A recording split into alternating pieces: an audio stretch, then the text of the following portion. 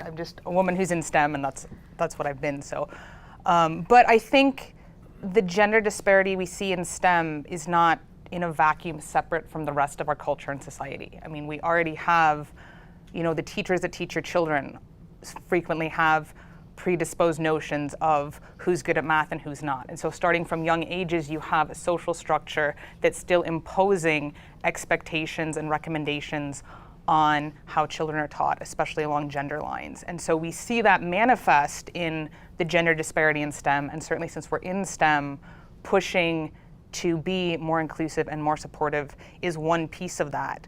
But we don't just do that at work and then go home and stop thinking about how we engage with gender dynamics with our children, with our neighbors, with our parents.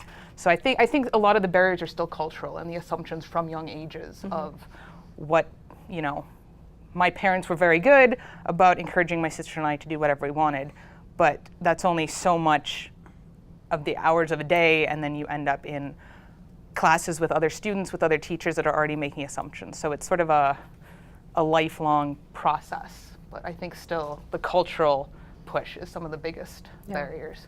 Does anybody have anything to add when you think about what may be a big barrier to women entering a scientific or technical background? So in this case, it's really, really important that your parents encourage you. Because I've seen, even in my internships, that I've seen men bring their sons to work just so that they get a feel of how engineering is or how STEM works. But I've never seen them bring their daughters to work. I mean, this is strange. Encouragement starts at family. You should encourage your daughters the same way you do your sons. So, yeah. That's great. Helen, did you want to say something? I don't really have anything to add. I think Stephanie pretty much covered. Cool. I mean, it's a big societal thing. I do know that when I was in college years and years ago, there was 11%. So we're better now at 29. That's a huge improvement. Yes.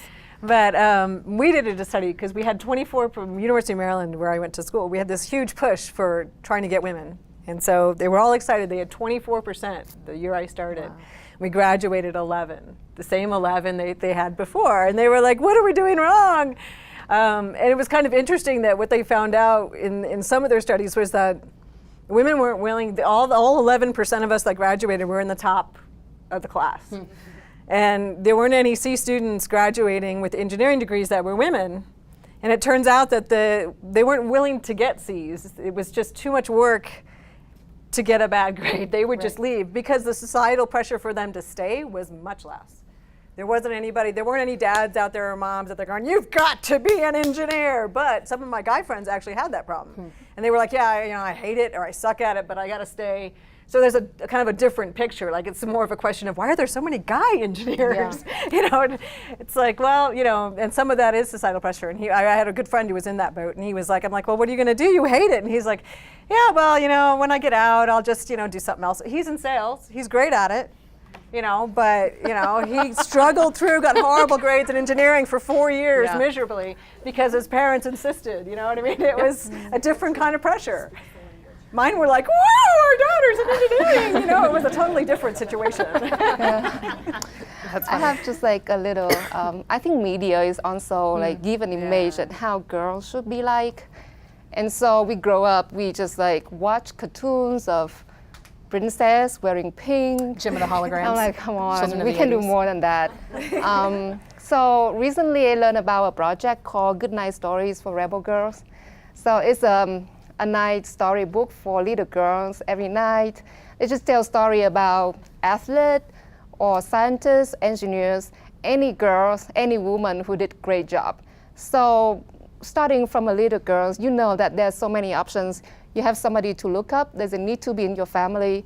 But the more options you see when you're a girl, I think then you can have more opportunities when you grow up. If you're not an engineer, at least you know that you can do better. Yeah, so. Nice. So we'll open this question to the whole panel, but I want to start with Naraja. What's the best piece of advice you received when you were starting your career? Find yourself a mentor. This is really important now, but it's a complex process because you have to make sure that when you are looking for a mentor, you look for a person you hope to become someday. That person is already doing what you hope to do someday. And so I'll tell you my example. When I was doing my bachelor's, my mentor had already studied overseas, and that was my goal. And she was an excellent advisor for me.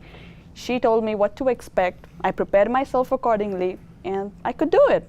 And then in my master's, I had a mentor who had decades of experience in semiconductor industry, and here I am.